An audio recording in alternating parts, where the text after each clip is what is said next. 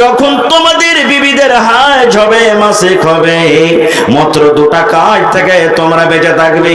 এক নম্বর কাজ হলো একদিন, দুদিন, 3 দিন, 4 দিন, 5 দিন, জয় দিন মহিলারা না পাক হয়ে থাকবে, জয় দিন তারা মাসিকের হালাতে থাকবে, ওরা নামাজ পড়বে না, ওরা নামাজ থেকে দূরে থাকবে।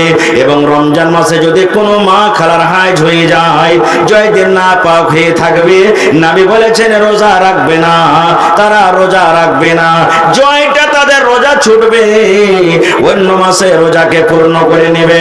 1 নম্বর কাজ হয়ে গেল। 2 নম্বর নবী বলেছেন পুরুষ রে, মাসিকের হালাতে, হাইজের হালাতে খবরদার তোমরা নিজের বিবির সাথে মিলন করবে না। একই বিছানায় তোমরা ঘুমাইতে পাবে, বিবির হাতের তোমরা রান্না বান্না খেতে পাবে, বিবির সাথে গায়ে গা মিলিয়ে তোমরা ঘুমাইতে পাবে, দরকার হতে গেলে বিবিকে তোমরা চুমা দিতে পাবে, তোমাদের কোনো গুনাহ হবে না, পাপ হবে না।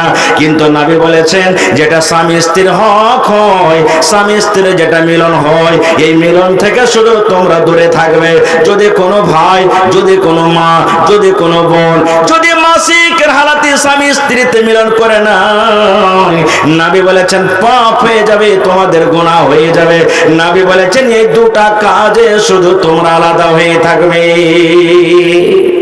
দেখেন, যে ইহুদিরা স্ত্রীদের হাজ হতে গেলে বিছানা আলাদা করে দিত, নবীজি মান সম্মান বাড়িয়ে দিলেন মেয়েদের, দেখো তোমরা বিছানা আলাদা করিও না, একই বিছানা তোমরা ঘুমাও, আরাম করো, তোমাদের গুনাহ হবে না, শুধু একটা কাজ থেকে তোমরা বেঁচে থাকবে। আর একটু আগে চলেন, আল্লাহ নবীর স্ত্রী মা আয়েশা রাদিয়াল্লাহু তাআলা আনহা নিজে বলছেন কি, নবীর পাঞ্জরে আমি বসে আছি, নবী আমার পাঞ্জরে বসে আছেন। মা আয়েশা রাদিয়াল্লাহু তাআলা আনহা বলেন, আমি গ্লাসে করে দুধ পান করি কিংবা পানি পান করি, পানি পান করতে করতে গ্লাসটা যখন আমি থালাতে রেখে দিলাম, আল্লাহর নবী ওই গ্লাস তুলে নিলেন।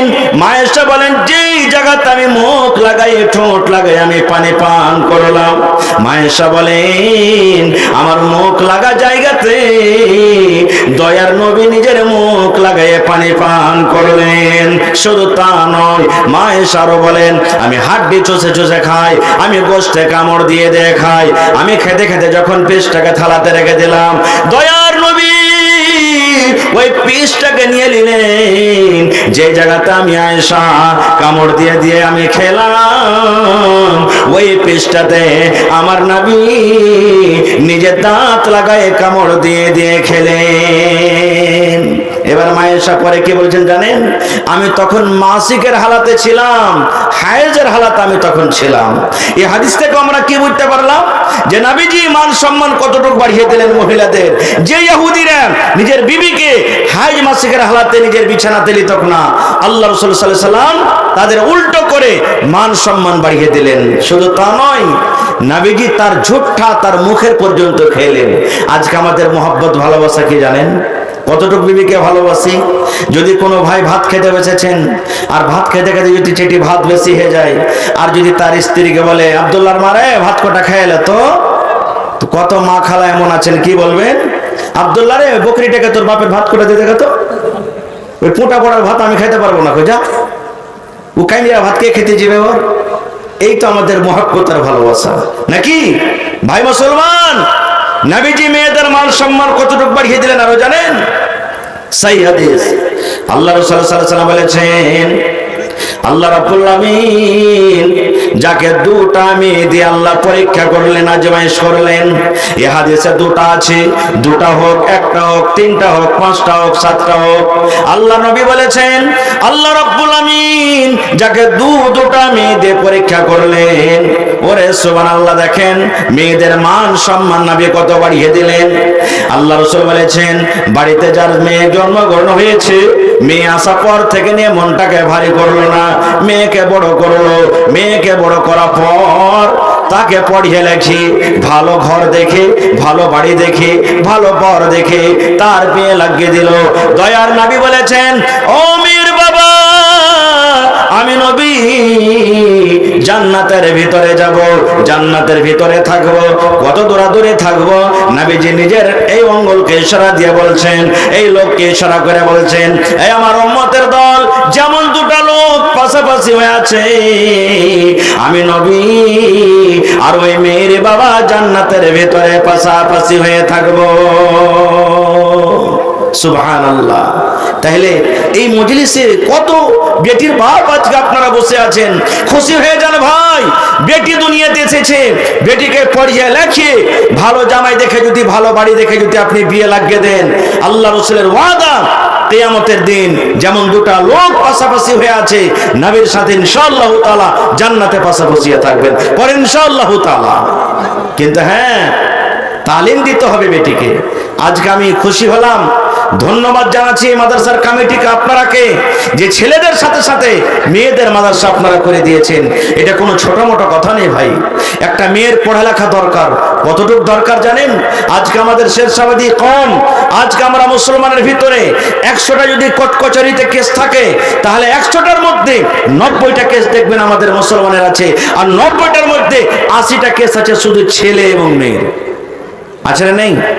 যারা কোর্ট কচুরি দিচ্ছেন জানছেন, কত মেয়ে বলছে আমি ভাত খাবো না, কত ছেলে বলছে ভাত খাবো না। আর কারণটা কি? দুটা কারণ। এক কারণ ছোটতে বিয়ে হওয়া, আর দুই কারণ তালিম থেকে, শিক্ষা থেকে দূরে থাকা। আল্লাহ রাসূলের জামানার একটা হাদিস বলছে আপনাদেরকে, যে মেয়েদের তালিমের কতটুকু দরকার। মেয়েরাকে পড়াবেন, মেয়েরাকে লিখাবেন, বানাতে দিবেন, ভালো জায়গাতে দিবেন, তাহলে তো ওরা পড়বে যে আল্লাহ রাসূলের জামানাতে মহিলারা কিভাবে জীবন কাটেছেন, আল্লাহ রাসূল সাল্লাল্লাহু আলাইহি ওয়াসাল্লাম কিভাবে কাটতে বলেছেন, তারা জানবে আর শ্বশুর বাড়িতে যাওয়ার পর আমল করবে। আর তারাকে যদি আপনি মাহরুম রেখে দিবেন ইলম থেকে, তাহলে তো ওরা ওই অবলা ধানের মতন থেকে যাবে। কেমন শিক্ষা? সহিহ আত-তারগিব ওয়াত তারগিবের মধ্যে আল্লামা নাসিরউদ্দিন আলবানী রাহিমাহুল্লাহ উনি হাদিসটাকে সহিহ বলেছেন।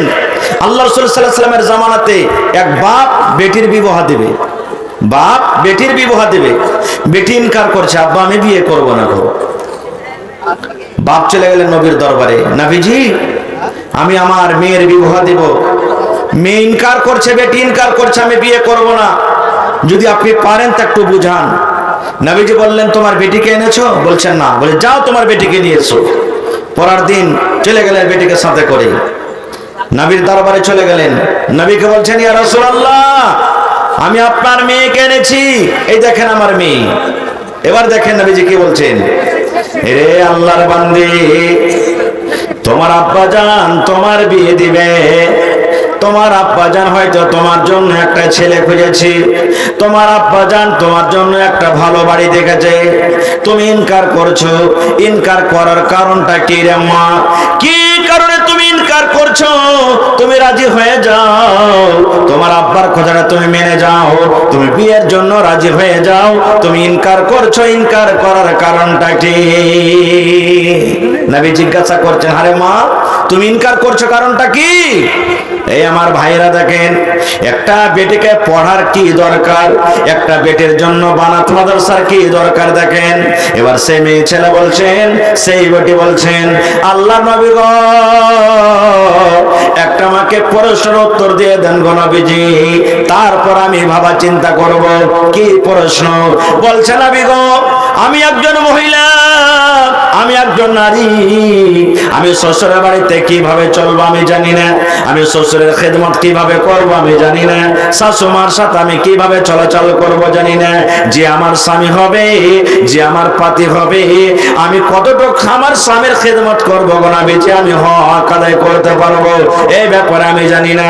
আল্লাহ নবী গো ধরেন আমার বিয়ে হয়ে গেল, আমি শ্বশুরের বাড়িতে চলে গেলাম, শ্বশুরের বাড়িতে যাওয়ার পর যে আমার স্বামী হবে, যে আমার পুরুষ হবে, যে আমার হাজবেন্ড হবে, কতটুকু আমার স্বামীর খেদমত করব, কতটুকু আমার স্বামীর কথা মেনে চলবো, যে আমি বিবির হক আদায় করতে পারবো। নবী গো একটু দয়া করে বলেন।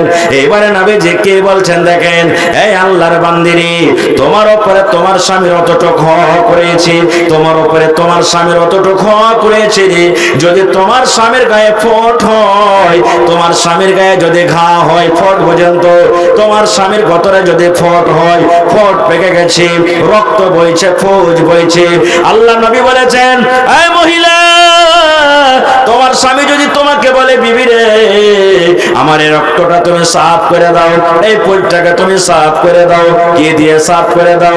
নবী বলেছেন মহিলা তোমার স্বামী যদি তোমাকে বলে বিবি রে কাপড় দিয়ে তোমাকে সাফ করতে হবে না, পানি দিয়ে তোমাকে সাফ করতে হবে না, তোলা দিয়ে তোমাকে সাফ করতে হবে না, বিবি রে আল্লাহ রাব্বুল আমিন তোমাকে জিহ্বা দিয়েছে, এই জিহ্বা দিয়ে চেটে চেটে চেটে তুমি রক্তকে সাফ করে দাও।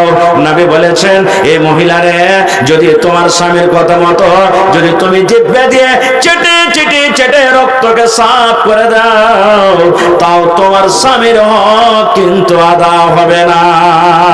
নারে তাকবীর। হয়নি, হবে না, হতে পারে না আমার নবীর সাথে কারো তুলনা, হয়নি, হবে না, হতে পারে না আমার নবীর সাথে কারো তুলনা, হায়রে তুলনা তো দূরের কথা ছায়াও মিলে না, হয়নি, হবে না, হতে পারে না আমার নবীর সাথে কারো তুলনা। সকল নবী রাসূল ছিলেন খোদার দেবানা, দু নয়নে দেখবো আল্লাহ ছিল তামান্না, আরে মর নবীকে ডেকে নিলেন, আরে মর নবীকে ডেকে নিলেন দেখবে রব্বানা, হয়নি, হবে না, হতে পারে না আমার নবীর সাথে কারো তুলনা, হয়নি, হবে না, হতে পারে না আমার নবীর সাথে কারো তুলনা। ইউসুফকে দেখে যারা আঙ্গুল কেটেছে তারা কি আমার নবীর রূপ দেখেছে? ইউসুফকে দেখে যারা আঙ্গুল কেটেছে তারা কি আমার নবীর রূপ দেখেছে? আরে দেখতো যদি কেটে দিত, আরে দেখতো যদি কেটে দিত কলিজা খানা, হয়নি, হবে না, হতে পারে না আমার নবীর সাথে কারো তুলনা, হয়নি, হবে না, হতে পারে না আমার নবীর সাথে কারো তুলনা। যার শানে আল্লাহ তাআলা করলেন ঘোষণা, খলকে আজিম আমার শাহে মদিনা, যার শানে আল্লাহ তাআলা করলেন ঘোষণা, খলকে আজিম আমার শাহে মদিনা, মুসলমানে নবী ছাড়া কিছুই মানে না, মুমিনে কোরআন ছাড়া কিছুই বুঝে না, হয়নি, হবে না, হতে পারে না আমার নবীর সাথে কারো তুলনা, হয়নি, হবে না, হতে পারে না আমার নবীর সাথে কারো তুলনা। নারে তাকবীর।